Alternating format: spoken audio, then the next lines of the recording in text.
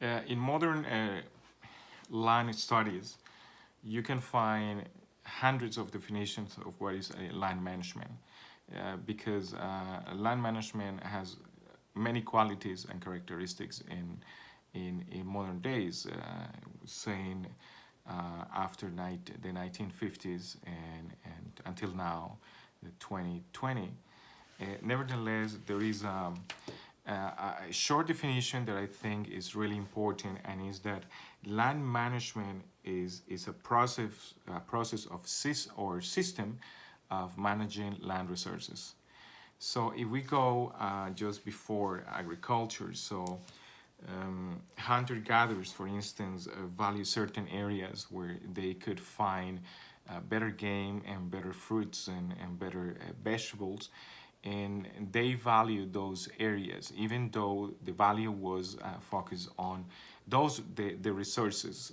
the production of those lands, and not to the soil. But when agriculture appeared, there was a whole shift on the perception of value, because now we can transform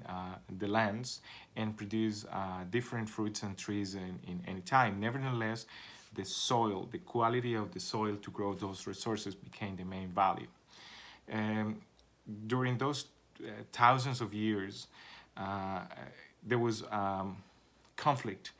over the control of those lands. And even though before, in the times of the hunter-gatherers, uh, there's not a clear evidence or suggestions how land management worked at the time, because of course we don't have much evidence, physical evidence, and any such sociological suggestion is just that, a suggestion. Nevertheless, during the birth of agriculture, it was clear that